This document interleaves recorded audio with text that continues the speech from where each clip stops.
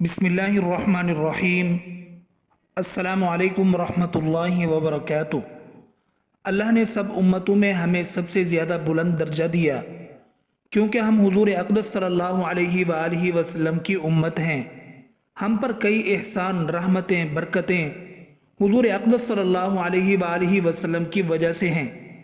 अल्लाह जल्ल शानुहु की हम पर चार रहमतें ऐसी हैं जो इंसान से बर्दाश्त नहीं होती। नंबर एक, बेटी। हज़रत मोहम्मद सल्लल्लाहु अलैहि वसल्लम ही थे जिन्होंने हुकूक़ नस्वां को कायम किया, औरतों की इज़्ज़त, एहतराम व तौक़ीर के लिए जिद्दोजहद की। पूरी दुनिया में इस्लाम ही ऐसा मज़हब है जिसने औरतों को बराबरी के हुकूक़ दिए हैं। हुज़ूर अक़दस सल्लल्लाहु अलैहि वसल्लम ही हैं जिन्होंने बेटी को रहमत, बरकत और जन्नत कहा। बेटी अपने और अपने माँ बाप के लिए ही नहीं बल्कि पूरे ख़ानदान के लिए रहमतें, बरकतें लेकर नाजिल होती है और हम उसका इस्तकबाल रोकर मातम, उदासी, तलखी भरे माहौल से करते हैं। हम इस बेटी को बर्दाश्त नहीं कर सकते और अल्लाह जल्ल शानुहु की रहमत को ठुकराने की हिमाकत करते हैं। नंबर दो, मेहमान। पहले ज़माने में लोग मेहमान ना आने पर परेशान हो जाते, इस्तिग़फ़ार पढ़ते, अल्लाह से मेहमान आने के लिए दुआ मांगते। हुज़ूर अक़दस सल्लल्लाहु अलैहि वसल्लम ने फरमाया, जो शख्स अल्लाह और आखिरत के दिन पर ईमान रखता है तो मेहमान का इकराम करे। जिस घर में रोज़ाना दस्तरखां पर मेहमान हो, फरिश्ते उस घर में बरकत लेकर नाजिल होते हैं। आज के दौर में लोग एक दूसरे से दूर होते जा रहे हैं। घर के घर में भाई भाई से, वालिदैन बच्चों से नहीं मिल पाते। रिश्तेदारों का हाल अहवाल पूछना तो दूर, सलाम व दुआ भी नहीं हो पाती। लोग खुद भी मेहमान बनना नहीं चाहते और न किसी मेहमान को बर्दाश्त कर सकते हैं। मेहमान नवाजी बोझ लगने लगी है, जबकि हुजूर अक़दस सल्लल्लाहु अलैहि वसल्लम ने फरमाया, अच्छी से अच्छी चीज़ मेहमान के सामने रखो, प्यार, मोहब्बत और अपनाइयत से पेश आओ। आज के दौर में लोग मेहमान से दूर भागते नजर आते हैं। इस तरह अल्लाह जल्ल शानुहु की रहमत की नाशुक्री करते हैं। नंबर तीन, बारिश।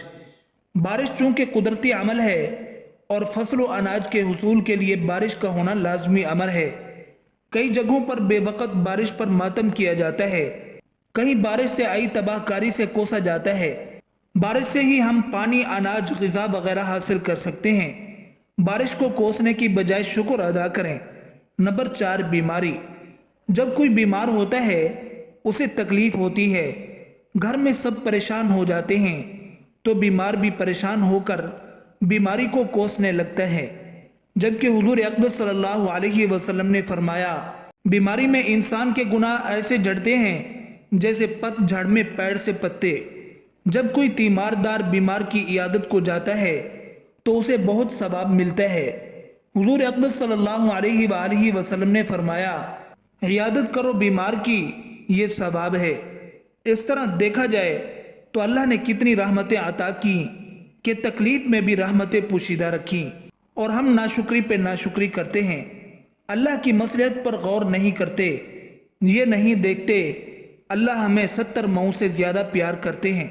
हज़रत अबू कब्शा अन्मारी रज़ी अल्लाह अन्हु से रिवायत है कि उन्होंने रसूलुल्लाह सल्लल्लाहु अलैहि वसल्लम को फरमाते हुए सुना, तीन खसलतें हैं, मैं उन पर कसम उठाता हूँ और मैं तुम्हें एक हदीस बयान करता हूँ, तुम उसे याद कर लो। वो चीज़ें जिन पर मैं कसम उठाता हूँ ये हैं, सदका करने से बंदे का माल कम नहीं होता। जिस बंदे की हक तलफी की जाए और वो उस पर सब्र करे तो इसके बदले में अल्लाह उसकी इज्जत में इजाफा फरमाता है। और बंदा जब किसी से सवाल करता है तो अल्लाह उसे फ़क्र में मुब्तला कर देता है। रही वो बात जो मैं तुम्हें बताने जा रहा हूँ, उसको खूब याद रखना। बस फरमाया, दुनिया चार किस्म के लोगों के लिए है। एक वो बंदा जिसे अल्लाह ने माल और इल्म अता किया हो और वो उस इल्म के बारे में अपने रब से डरता हो, सिला रहमी करता हो और वो उस इल्म के मुताबिक अल्लाह की खातिर अमल करता हो, ये सबसे अफजल दर्जा है। एक वो बंदा जिसे अल्लाह ने इल्म दिया हो लेकिन उसे रिज्क न दिया हो और वो नीयत का अच्छा है। वो कहता है, अगर मेरे पास माल होता तो मैं भी फलां मालदार शख्स की तरह खर्च करता, ان دونوں کے لیے اجر برابر ہے۔ اور ایک وہ بندہ ہے جسے اللہ نے مال عطا کیا لیکن علم نہیں دیا، تو وہ علم کے بغیر اپنے مال کی وجہ سے بے راہ روی کا شکار ہو جاتا ہے، اور وہ نہ تو اپنے رب سے ڈرتا ہے اور نہ صلہ رحمی کرتا ہے اور نہ ہی اسے حق کے مطابق خرچ کرتا ہے۔ یہ شخص انتہائی برے درجے پر ہے۔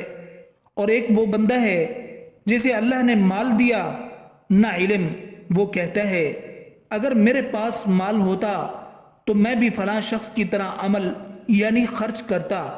وہ صرف نیت ہی کرتا ہے جبکہ دونوں کا گناہ برابر ہے۔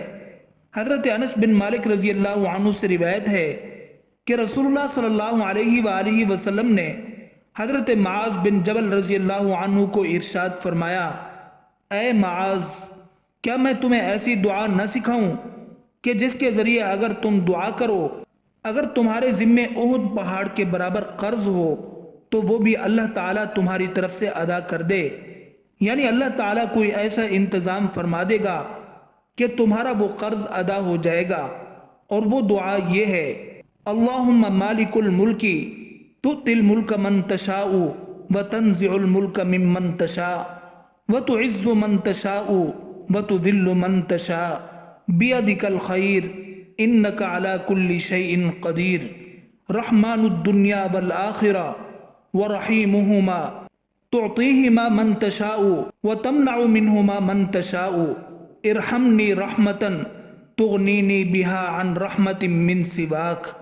ترجمہ، اے میرے اللہ، تمام بادشاہی کے یعنی ہر چیز کے مالک، تو جسے چاہے بادشاہی یعنی کسی چیز کی ملکیت عطا فرما دے، اور تو جس سے چاہے بادشاہی یعنی کسی چیز کی ملکیت چھین لے، اور تو جسے چاہے عزت دے اور تو جسے چاہے ذلیل کر دے، تیرے ہی ہاتھ میں خیر ہے، بے شک تو ہر چیز پر مکمل ترین قدرت رکھتا ہے، دنیا اور آخرت کے رحمان اور رحیم، تو جسے چاہتا ہے دنیا اور آخرت دیتا ہے اور تو جسے چاہے اسے دنیا اور آخرت کو روک دیتا ہے۔